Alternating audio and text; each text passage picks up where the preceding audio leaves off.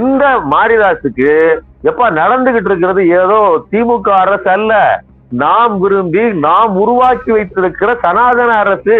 இதை வச்சு பல கனவுகள் இருக்குது. திருடு போன 37 ஹார்டிஸ்கள் திரும்பி வந்தது, அதெல்லாம் ரைட்டு. ஆனால் அவர்களுக்கு தேவை ஒரே ஒரு ஹார்டிஸ்க் தான். அதற்குள் ஒன்றுக்குள் தான் இருக்கிறது. உனக்கு எப்படிதான் தெரியும்? லாட்டரி கும்பல். இது ஒரு சாத்தான். இது உங்களை அழிக்க வந்தது. இது தூய சக்தி கிடையாது அப்படிங்கிறத உடைத்ததன் விளைவு தான் இன்னைக்கு அவரு கைது செய்யப்பட்டிருக்காரு. இதுல ஒரு முக்கியமான செய்தி என்னன்னா, இதுதான் உங்களுக்கு தொழில்துறை அமைச்சர் கீர்த்தனா. இது ஏற்கனவே சச்சரவா, அது 10 வயது குழந்தை இறந்ததுக்கு எனக்கு சிரிச்ச முகமா இருக்குன்னு சொன்னதுக்கு வாங்கி கட்டுச்சு. இப்ப சும்மா இருக்க மாட்டாம நம்ம இது என்ன பண்ணி ரீல்ஸ் போட்டுருக்கணும். இவங்க ரீல்ஸ் பைத்தியமாக வாழ்றாங்க. இது என்ன மாதிரி ஒரு மனநிலை இருந்தா நீ ரீல்ஸ் போடுவ. இது ரீல்ஸ் போறதுக்கு ஒரே காரணம் இந்த மாதிரி ஒரு ட்ரெஸ் போடணும். தளபதி கச்சேரின்னு கிடந்து ஆடிட்டு இருக்கு. ஆனால் 29,000 கோடி ரூபாய்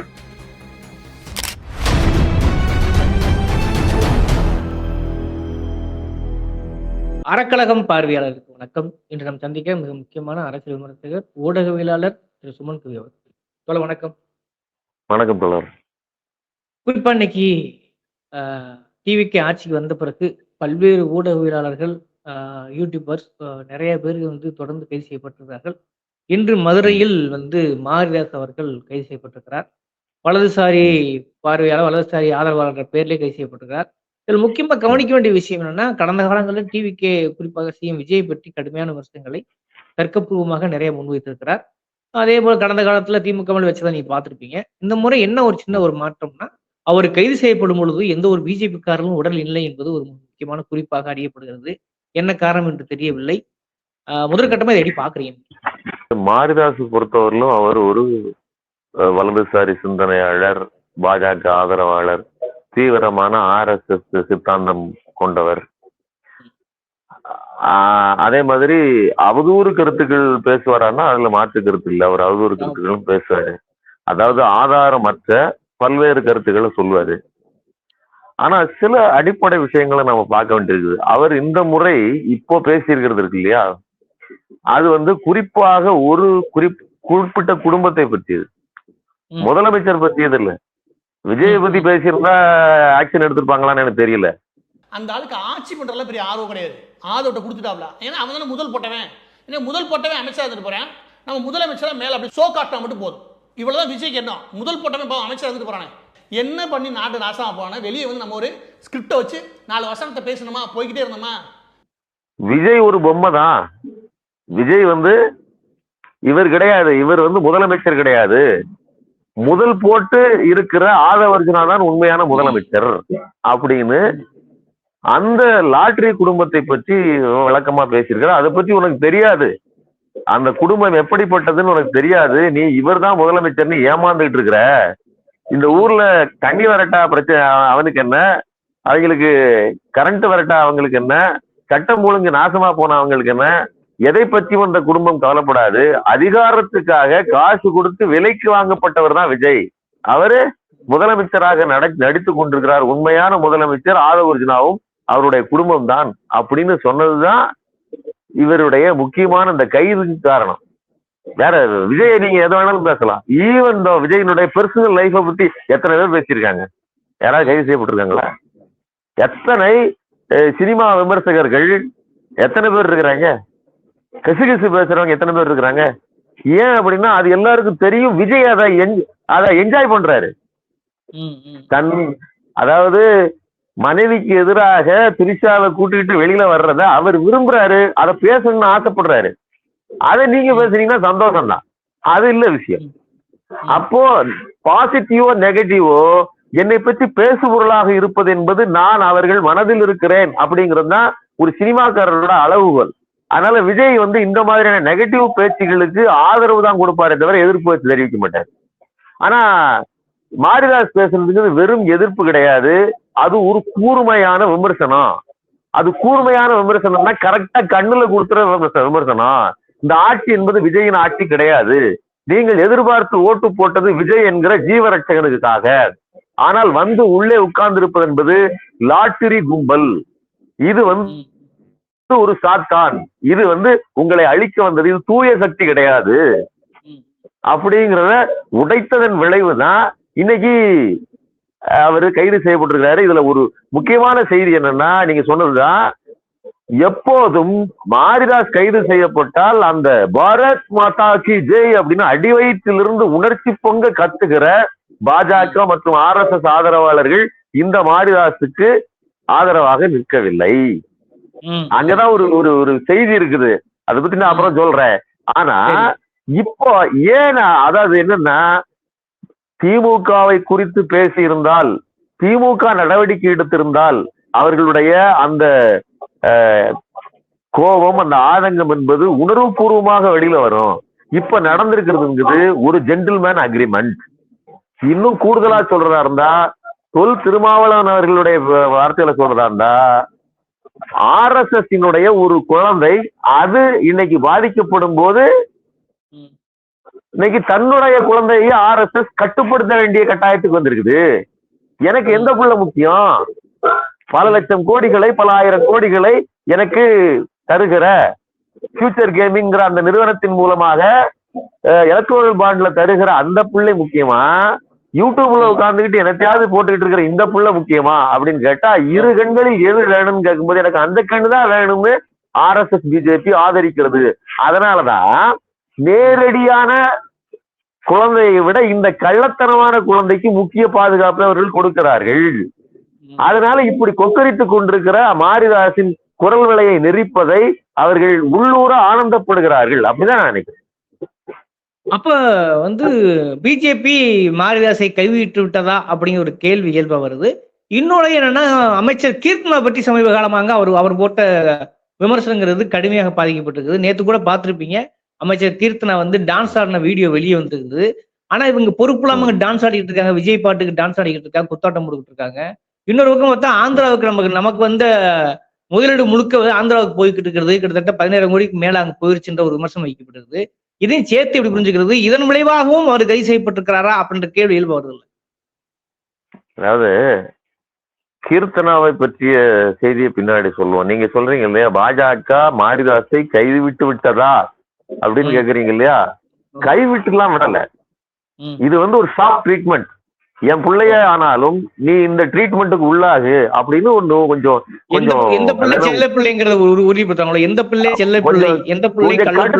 ட்ரீட்மெண்ட்டை கொடுத்துருக்காங்க. பல்ல புடுங்கும் போது கொஞ்சம் வலிக்கத்தான் செய்யும், லைட்டா வெடுக்கு புடுங்கிக்கிட்டுதாங்கிற மாதிரி கொடுத்துருக்காங்க. ஏன் அப்படின்னா, நீ கடிக்க கூடாத இடத்துல கடிச்சிட்ட, நீ வைக்க கூடாத இடத்துல வாய் வச்சிட்ட, இது நம்ம ஆளு, இதை புரிஞ்சுக்கோ அப்படின்னு ஒரு பாடம் நடத்தப்படுகிறது. இப்ப மாரிதாஸுக்கு என்ன பண்ண நடத்தப்பட்டிருக்குன்னா, நீங்க அவர் ஏதோ கைது செஞ்சுட்டாங்க, சென்னையில் இருந்து புதிய படை ஒன்று போய் அப்படி போலீஸ்காரர்கள் அவர்களை பிடித்து கொண்டு இங்கே அவர் இது பண்ணாங்க. அதெல்லாம் கிடையாது. அது எதுக்குன்னா, மாரிதாஸை அடக்குவதற்கு, மாரிதாஸை கட்டுப்படுத்துவதற்கு. இது பாஜகவுக்கு இல்லை. அதாவது யாராவது ஒருவரை வளர்ப்பாங்க. இப்போ RSS மோடியை வளர்க்குது, மோடி RSSக்கு மீறி செயல்படுறாருன்னா உள்ளூர ஒரு வேலை நடக்கும், அவரை மட்டுப்படுத்துகிற வேலை நடக்கும். அப்புறம் மோடியே தன்னை கரெக்ட் பண்ணிட்டு அமைதியாயிருவாரு. அதாவது அமித்ஷாவே, இது எல்லாம் ஒரு வரைமுறை, அதாவது ஒரு பவுண்டரி வகுப்பது. அதனால இந்த மாரிதாஸுக்கு எப்ப நடந்துகிட்டு இருக்கிறது ஏதோ திமுக அரசு அல்ல, நாம் விரும்பி நாம் உருவாக்கி வைத்திருக்கிற சனாதன அரசு. இதை வச்சு பல கனவுகள் இருக்குது சனாதனத்துக்கு. நீ பாட்டுக்கு லாட்டரி திருடனை பத்தி நீ இப்ப வீடியோ போட்டு மொத்த திட்டத்தையும் கெடுத்துறாங்க. இந்த மாதிரி பிழைப்புவாதிகள் 10 பேர் வருவான். அந்த பிழைப்புவாதிகள் இருக்கிறதுனாலதான் நாம பிழைக்க முடியுது. RSS தனது சித்தாந்தத்தை தமிழ்நாட்டில் நிறுவுவதற்கு கொள்கை கோட்பாடு உள்ளவர்களால் எல்லாம் முடியாது, இந்த மாதிரி பிழைப்புவாதிகளால தான் முடியும். அப்ப இந்த பிழைப்புவாதிகள் நின்று முற்போக்குன்னு சொல்லி நடனம் ஆடும் போது அந்த வலைக்குள்ள மற்றவர்கள் விழுவாங்க. இப்போ நேரடியா பாஜக வாங்க எங்களோட கூட்டணி வைங்கன்னு சொன்னா திரும்ப போவாரா? போக மாட்டாரு. எங்களுக்கு ஆட்சியில் பங்கு தருகிறேன் அதிகார நயினார் நாகேந்திரன் சொன்னா போவாரா? போக மாட்டாரு. அதே இது உங்களை வேற மாதிரி ஏமாத்தணும், அப்படித்தானே? சின்ன வயசுல உரிச்சது பெரிய வயசுல உரிச்சது அதேதான், அதே கதை தான். மறுபடியும் உங்களுக்கு எத்தனாவது என்ன அறிவு நிலை இருக்கோ அதுக்கு தகுந்த மாதிரி உங்களை ஏமாத்துகிறது. இது நான் சொல்றது ஒரு தலைவர் ஏமாந்தெல்லாம் போகல, மக்களை ஏமாற்றுவதற்கு ஒண்ணு தேவைப்படுகிறது.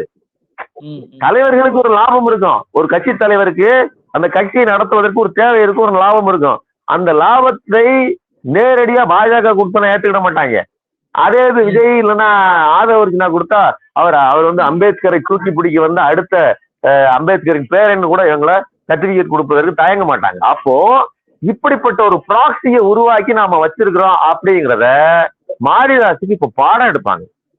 மாரிதாஸ் இதுலயும் அடங்கல அப்படின்னு சொன்னா, ஏன் அடங்கலைங்கிற வார்த்தையை சொல்றேன்னா, மாரிதாஸ் அடங்குவதற்கு ஒரு சின்ன சிக்கல் இருக்கு.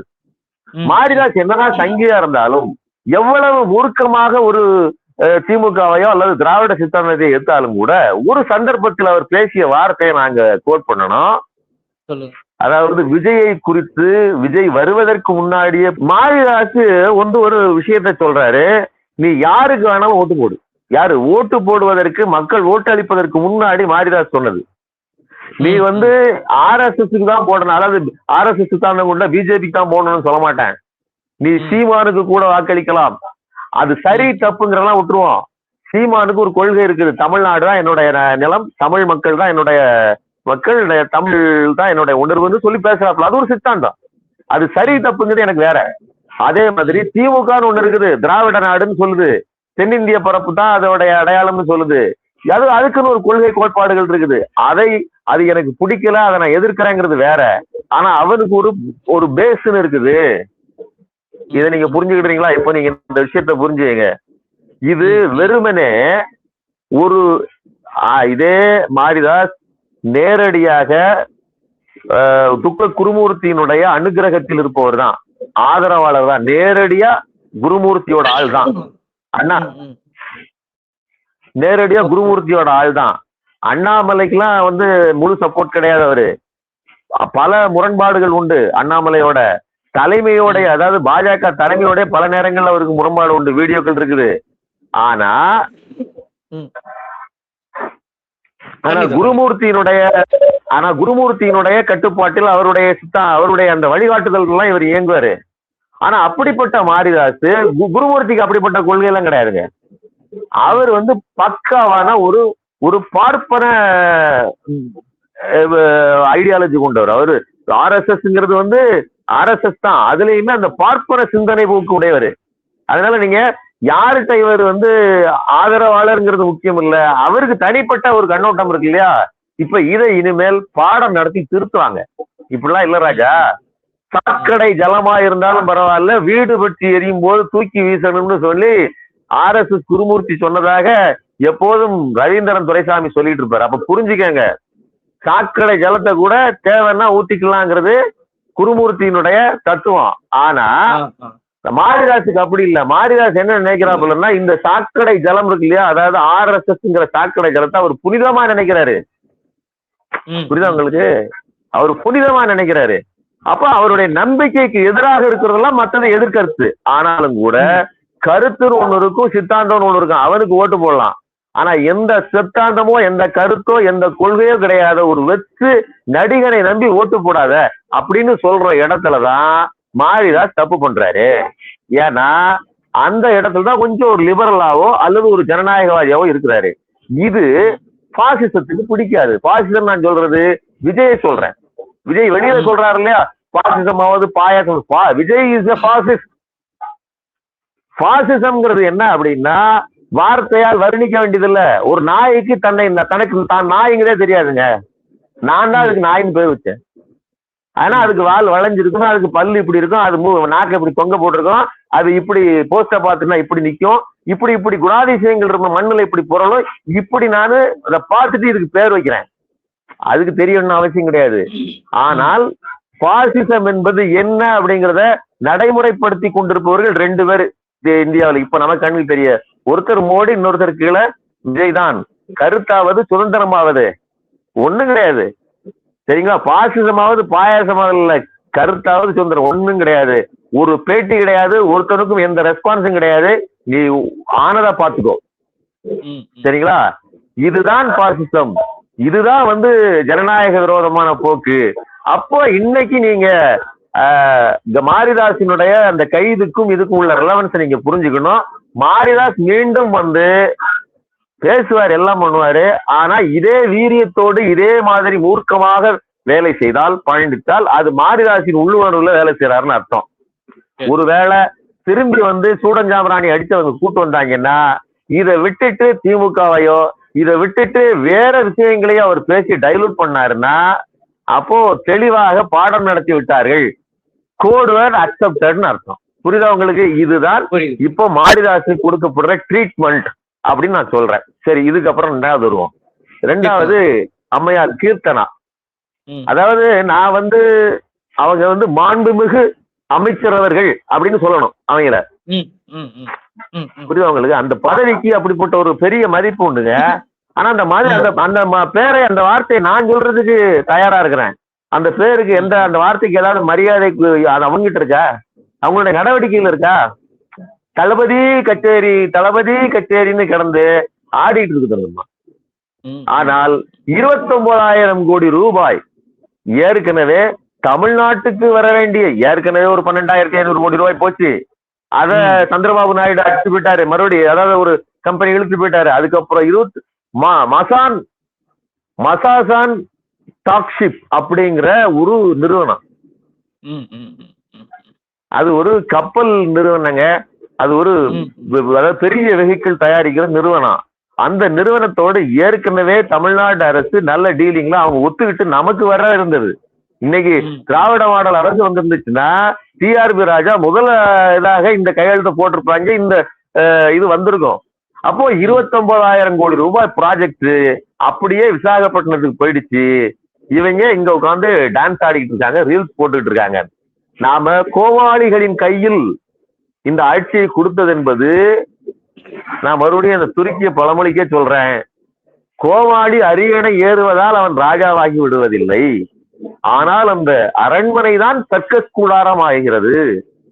இப்போ அந்த சர்க்கஸ் கூடாரத்துல ஒரு கோமாளி இல்ல. அதத்தான் வந்து திரு உதயநிதி ஸ்டாலின் அவர்கள் சொன்னாரு, எதிர்கட்சி தலைவர், ஒரு விளையாட்டுல 1 ஜோக்கர் இருந்தா பரவாயில்ல, 13 ஜோக்கரா வந்தா என்ன பண்றது அப்படிங்கிற மாதிரி இருக்கிறது எல்லாமே பஃபூனாகத்தான் இருக்கிறது. இவர்கள் கோமாளிகளாகத்தான் இருக்கிறார்கள் அப்படிங்கறதான் இவங்களுடைய நடனம் காட்டுகிறது. இந்த இவர்கள் ஆடிக்கிட்டு இருக்க தமிழ்நாட்டினுடைய பொருளாதாரமாடும், தமிழ்நாட்டினுடைய சமூக நீதியாடும், தமிழ்நாட்டினுடைய வளங்கள் ஆட்டம் காணும், தமிழ் மக்களின் வாழ்க்கை ஆட்டம் காணும். நாம அழிஞ்சு அதல பாதாளத்துக்கு போயிட்டு இருக்கிறோம். இவர்கள் குத்தாட்டம் போட்டுருங்க. ஏன்னா இவங்களுக்கு பிரச்சனை கிடையாது. இவங்க வாழ்க்கையில கரண்ட் கட்டு கிடையாது, இன்வெர்டர் வச்சிருப்பாங்க, எல்லாம் வச்சிருப்பாங்க. கரண்ட் எப்ப போகுதுன்னே தெரியாத அளவிற்கு உங்களுக்கு ஷிஃப்டிங் ஜெனரேட்டர்லாம் வச்சிருப்பாங்க. சரிங்களா? நம்ம அப்படி கிடையாது. நம்ம ரோட்ல நிக்கணும். யோசிச்சு பாருங்க, விஜயனுடைய சொந்த தொகுதி பெரம்பூர், அங்கதான் மக்கள் கொந்தளிச்சு போய் ரோட்ல நிக்கிறாங்க. அப்ப இது எவ்வளவு பெரிய துரோகம். நான் வந்து வெள்ளி திரையில் வெளிச்சத்தில் பார்த்து மயங்கி நான் வந்து உனக்கு ஓட்டளிச்சா என் கண்ணை குருடாக்கிட்டியே அப்படிங்கறதான அர்த்தம். இந்த கண்ணு தானே என்னைய பார்த்துச்சு அப்படின்னு கடக்குன்னு குத்தி கண்ணை குருடாக்கி அந்த மக்களை இருளில் தள்ளியதுதான் இந்த ஆட்சியினுடைய சாதனை. அப்போ இப்படிப்பட்ட நிலைமையில தான் நாடு இருக்குங்கிறதா இவங்களுடைய ஆட்டம் காட்டுங்க. இதுல இன்னொரு விஷயம் சேர்த்து பேசணும்னு நினைக்கிறேன். இப்ப இந்த மின்வெட்ட பேசும்போது இன்னைக்கு சவுக் சங்கரோட இப்ப கரண்ட்ல ஒரு பேட்டி கொடுத்துட்டு இருக்காரு. அவர் என்ன சொன்னா, அந்த ஹார்ட்ஸ் எல்லாம் காணாம போகும்போது ஏன் நீ செந்தில் பாலாஜி மேல நடவடிக்கை எடுக்கல, அப்ப திமுகவுடைய அதிகாரிகளை ஏன் நீ நீக்கல, இதுதான் காரணம் அப்படிங்கிற மாதிரி அவர் ஒரு பக்கம் திசை போறாரா அல்லது உடச்சி பேசுறாருங்கிறது தெரியல. அதுவும் ஒரு பேசும் பொருள மாதிரி இருக்கு. இப்ப அதாவது சவுக்கு சங்கரை பொறுத்தவரையிலும் இப்போ நான் அதான் சொல்றேன், இதே சவுக்கு சங்கரை பத்தி இந்த மாரிதாஸ் பேசிட்டு, மாரிதாசன் நீங்க எப்பவுமே மாரிதாஸ் ஒரு சங்கியாகவே இருந்தாலும் புரோக்கர்களை ஏற்றுக்கொள்ள கூடாதுங்கிறதுல அந்த ஆள் தெளிவா இருப்பான். நீங்க ரொம்ப புரிஞ்சுக்கணும். இது கருத்து சுதந்திரம் கிடையாது, இவன் புரோக்கரு. ஒரு பிலாசபிக்கோட நீங்க அவன் சொல்றது என்ன பாருங்க, ஆனானப்பட்ட சீமானை கூட ஏத்துக்கிடுறேன். ஏன்னா சீமான் புரோக்கராகவே இருந்தாலும் அது சின்ன கட்சி ஆயிடுது, அவருக்குன்னு ஒரு ரெஸ்பான்சிபிலிட்டி இருக்குது. இந்த சவுக்கு சங்கருக்கு என்ன உண்டு? எதை நீங்க வந்து இந்த ஒரு கல்யாணத்தை கலைச்சு விடுவாப்புல இல்லையா, மாப்பிள்ள சொம்பு கேட்பாருன்னு, ஒரே புரோக்கர் கல்யாணத்தை கூட்டவும் செய்வான், ஒரே புரோக்கர் கல்யாணத்தை நாசமாக்கிடுவான். அவன் நினைக்காம 1 மணி நேரத்துல கல்யாணத்தை காலி பண்ணிடுவான். அப்ப புரோக்கருக்கு தன்னலன் தான் லாபம் தான் முக்கியம் தவிர 4 பேர் அங்க கல்யாண வீட்டுல அங்க 2 குடும்பம் இருக்குது, அங்க அத்தனை பேர் சேர்ந்து இருக்கிறானே, அது முக்கியம் இல்ல. அப்போ இந்த புரோக்கருக்கு பிரச்சனை என்னன்னா, இந்த புரோக்கர் இப்போதைக்கு ஒரு நீண்ட காலமாக ஒரு பெரிய அக்ரிமெண்ட்ல எடப்பாடி பழனிசாமிக்கு கீழே வேலை பார்த்துட்டு இருக்காரு. பல்வேறு நபர்களுக்கு கீழே வேலை பார்த்திருக்காரு. திமுகவுக்கும் வேலை பார்த்திருக்காரு, திமுகவின் அமைச்சர்களுக்கு கீழே வேலை பார்த்திருக்காப்புல. எலும்பு துண்டுகள் பல பக்கத்துல இருந்து வரும். இந்த நாய் எதற்காவது உதவும் நினைச்சு தூக்கி போட்டவர்கள் பல பேர். ஆனா இன்னைக்கு பெரிய ஒரு லட்சியமா கொடுத்து அவரை கோடிக்கணக்குல டி நகர்ல பிரைம் லொகேஷன்ல வீடு வாங்க வைக்கிற அளவுக்கு வசதியாக உழைத்து இன்னைக்கு உருவாக்கி விட்டுருக்கிறது யாரு? ஐயா எடப்பாடி பழனிசாமி. சரிங்களா? அப்போ டேபிள் மன்னன் எடப்பாடியாரினுடைய அனுகிரகத்தால் தான் இந்த சவுக்கு சங்கரனுடைய ஆன்மா ஜீவித்துக் கொண்டிருக்கிறது. அவருடைய அந்த பேச்சு, அதாவது அதை சொல்றேன், நான் சொல்றேன் ஆன்மா வேற ஒண்ணும் இல்ல, அவருடைய அந்த அரசியல் ஆன்மா. சரிங்களா? அந்த அரசியல் ஆன்மாங்கிறது இன்னைக்கு உயிரோட வாழ்வதற்கு அந்த அரசியல் ஆன்மா ஜீவித்துக் கொண்டிருப்பதற்கு எடப்பாடியார் தான் காரணம். இவ்வளவு நெருக்கடிகள் வருது, சுப்ரீம் கோர்ட்டுக்கே கேஸ் போகுதுனாலும் அவ்வளவு சல்லித்தனத்தையும் பண்ணிட்டு அவ்வளவு அவதூறையும் பரப்பிட்டு போய் திரும்பி வர முடியுதுன்னா, பெரிய பெரிய வக்கீல்களை பயன்படுத்த முடியுதுன்னா, எடப்பாடி அதற்காக கோடிகளை கொட்டி கொடுக்கிறார். அப்போ இதை ஒப்பிட்டு பாருங்க. அதாவது திருடு போன 37 ஹார்ட் டிஸ்குகள் திரும்பி வந்தது, அதெல்லாம் ரைட்டு. ஆனால் அவர்களுக்கு தேவை ஒரே ஒரு ஹார்ட் டிஸ்க் தான், அதற்குள் ஒன்றுக்குள் தான் இருக்கிறது. உனக்கு எப்படிதான் தெரியும்? நீ யாரா? உனக்கு எப்படி தெரியும்? நீ பார்த்தாயா? உனக்கு என்னன்னே தெரியாது. காலையில எந்திரிச்சு நீ ஒரு கதையை கேட்டுட்டு நீ ஒரு கதையை உருவாக்கிட்டு வர. நீ மண்டிட்டு, நான் என்ன சொல்றேன், இந்த என்ன நிறுவனம் இருக்கு இல்லையா, G2 நிறுவனத்துக்கிட்ட மண்டிட்டு மன்னிப்பு கேட்டு திரும்பி வந்த ஒரு கற்குறி தானே நீ. உனக்கு என்ன அருகதை இருக்குது யாரையாவது ஒரு மினிஸ்டரை பத்தி பேசுறதுக்கு? அவர்கள் அப்பழுக்கற்றவர்கள், அதெல்லாம் இல்ல. அவங்க மேல குற்றச்சாட்டுகள் இருக்கு, அதை கோர்ட்டு நிரூபிக்கிட்டோம். நீ என்ன சொல்றது? ஒரு புரோக்கருக்கு என்ன அருகதை இருக்குது?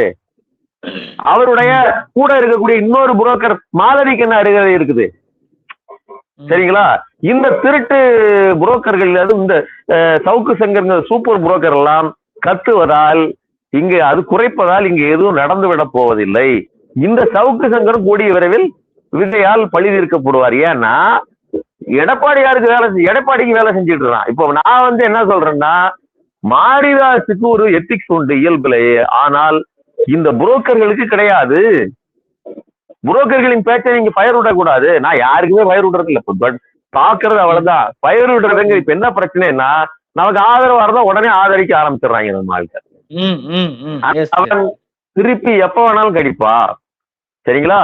இப்போ மாரிதாஸ் கூட அவன் கடிச்சு போட்டோம், அவனுக்குன்னு ஒரு பிலாசபி இருக்குது. இந்த புரோக்கருக்கு என்ன இருக்குது? எச்சி பிழைப்பை தவிர இந்த சவுக்கு சங்கருக்கு என்ன வாழ்க்கை இருக்குது சொல்லுங்க? அப்போ நீ அதிமுக கிட்ட வாங்கி தின்ன எலும்பு துண்டுக்காக எதையோ ஒரு கதையை குறைத்து கொண்டிருக்கிறாங்கிறத தவிர உனக்கு எந்த எத்திக்ஸும் கிடையாது. உன்னுடைய பேச்சை மக்கள் கேட்க வேண்டிய அவசியம் கிடையாது. Yes yes okay. என்ன கரண்டு நடக்கிற ஒரு மிக முக்கியமான சம்பவத்தை, அது அதோட பின்னணி, அந்த வரலாற்று தரவுகளோடு குறிப்பா நடந்த சம்பவங்கள் அடிப்படையில் விமர்சனம் பண்ணியிருக்கிறீங்க.